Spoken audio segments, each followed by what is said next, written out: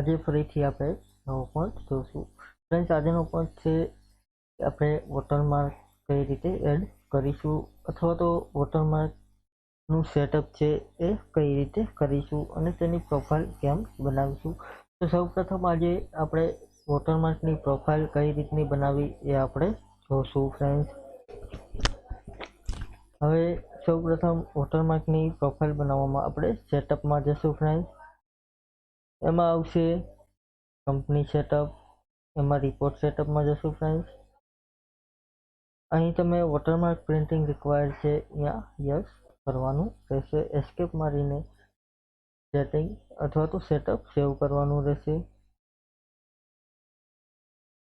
ફરીથી સેટઅપમાં જશું. ફ્રેન્ડ્સ, અહીં નીચે જોશો તો વોટરમાર્ક તમને દેખાશે. અહીંથી વોટરમાર્ક એડ કરી દેશું. ત્યાર પછી પ્રોફાઇલ નામ છે તો અહીં પ્રોફાઇલને ડેમો રાખી દેશું. એન્ટર આપીશું. ફ્રેન્ડ્સ, તમારે પિક્ચર વોટરમાર્ક રાખવું હોય તો અહીંથી ક્લિક કરીને અહીંથી પિક્ચર અથવા તો કંપનીનો લોગો જે છે એ તમારે સિલેક્ટ કરવાનો રહેશે. ત્યાર પછી ટેક્સ્ટ વોટરમાર્ક રાખવું હોય તો અહીં ટેક્સ્ટ વોટરમાર્ક તમને લખવા દેશે.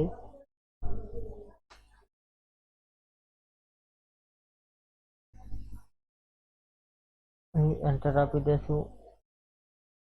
ત્યાર પછી તમારે ફ્રન્ટની સ્ટાઇલ ફેરવવી હોય તો એ પણ અહીં તમને જોવા મળશે. ત્યાર પછી કલર ફેરવવો હોય ફ્રેન્ડ્સ તો એ પણ તમને અહીં જોવા મળશે. અહીં ઓકે કરશું. ત્યાર પછી લેઆઉટ છે એ પણ તમારે જે સિલેક્ટ કરવું હોય એ કરવા દેશે. અહીંથી પ્રોફાઇલ આપણે સેવ કરી લેશું. ફ્રેન્ડ્સ, ત્યાર પછી બીજી પ્રોફાઇલ એડ કરવી હોય તો એ પણ તમે કરી શકો. અહીં ડેમો લેશું. ત્યાર પછી ટેક્સ્ટ વોટરમાર્કમાં બીજી પ્રોફાઇલ એડ કરીશું. ફ્રેન્ડ્સ,